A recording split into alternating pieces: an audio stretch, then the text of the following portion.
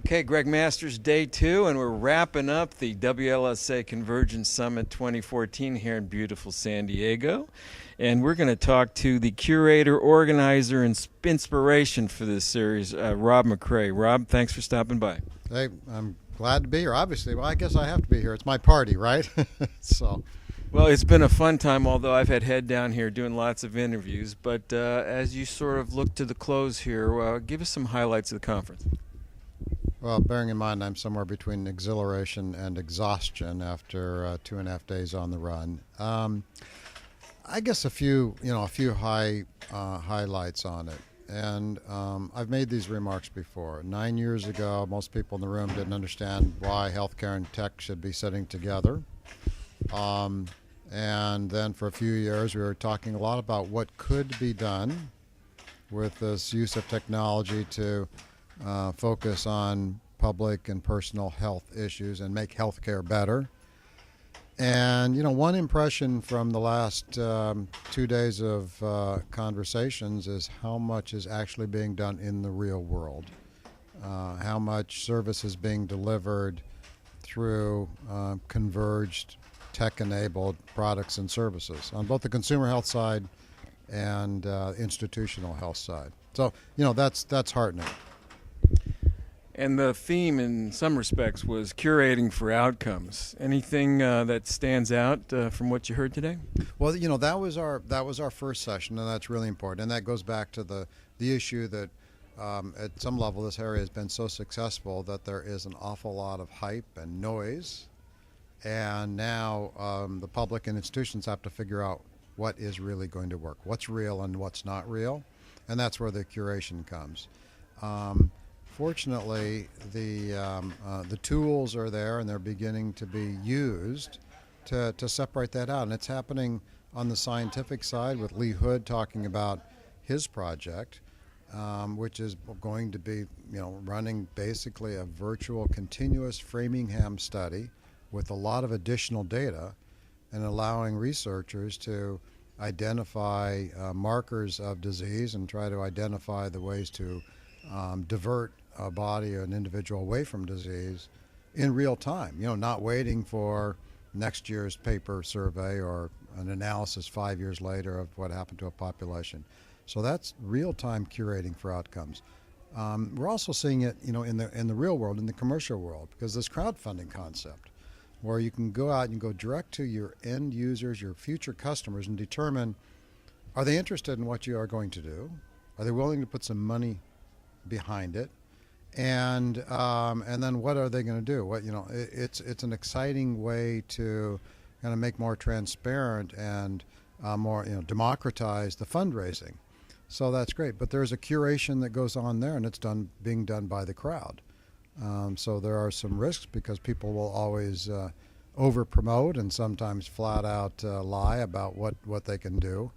And there's a curation going on now in those communities that are essentially blowing the whistle on products that clearly have no hope of success, and they're coming off. So we're getting smarter about it. So the market's going through its inevitable cleansing and vetting process. Any smoke signals we can interpret here? Oh, boy, that's a broad one. I guess I would say one smoke signal if you're a medical device manufacturer and maybe a regulator is you better listen to the voices of patients like the ones we had with us, because they are so articulate, they are so smart, and they are so obviously right when they say things like, I should have the right to the information and the data coming from these devices that I'm wearing or that are implanted in my body. I should have the right to intervene with a simple on and off switch if that implanted device is something that is about to, cause me harm. In my opinion, it is my body, after all, it is my data. And I think that's a voice that can't be ignored very much longer, because we've been treating patients as sort of objects to be, to do something to by a doctor or a clinic or a hospital.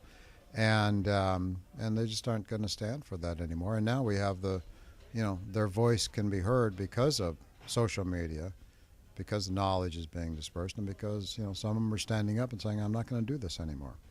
So ignore your customer at your own peril, and that was a very powerful panel, the voice of patience. How about more broadly in the ecosystem? Obviously, there's some strength, there's certain innovation, and there may be some laggards. Can you just paint a picture here of where you see the most initiative and where some people might need a kick in the pants? Well, the most initiative is in this, our community. This convergence of small and large companies from multiple sectors, not all out of healthcare by any means, that are focused on, creating solutions for both healthcare and for consumers who want to better manage and maintain their own health. The laggards are kind of everyone in the traditional ecosystem of healthcare products and services, by and large.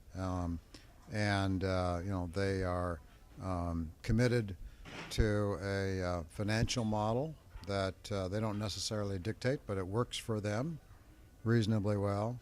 And so they're laggards in adopting and really trying and figuring out how much of this connected health innovation is going to work and how to change what they do in order to take advantage of it and change the outcomes of their work. So they are the laggards. Okay. So Rob, some final thoughts. So I have a vision. I had a vision, 6 or 7 years ago. It was really when Eric Topol and West Wireless Health Institute was coming together. I thought the biggest opportunity for connected health at the sort of at the integration or the intersection of scientific research, medical science, and consumer health was to use the tools of connected health to move clinical studies from just traditional IRB, long-term studies of small populations into the real world and have it be done on a more continuous and transparent basis. The premise being that, because of us being connected, because of mobility and wearables and environmental sensors, we can collect information about what's happening in the real world in real time to our clinical subjects. And now we're seeing that come real. I mean, Lee Hood's project is an example of that. And so I see a future now where all of us are, can be lifetime clinical trial subjects. We drop in and out. We're not always enrolled in some study. But by quantifying, more factors and information about our life and the inputs, right, the therapeutic inputs and the food inputs and the activity inputs and the mood, we can really learn and have a rich database for our own, self-research, and better yet, by pooling that information for other researchers to look for insights that will lead to, smart changes in what we do, what we eat, how we behave, how active we are. And I think we're starting to see that real time now in 2014. I know you must be worn out. These have been a long couple of days for you, but just tell me, what's next for WLSA?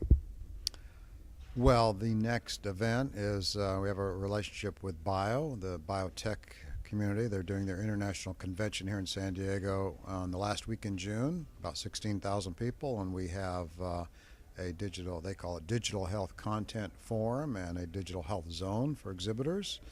So we'll be there, and then in the fall, in September, we're working with CTIA, another large telecommunications trade show, to bring connected health content into their programming. And then, of course, our Wireless Health 2014 research conference is last 3 days in October on the campus of the National Institutes of Health. And that's, of course, our other meeting.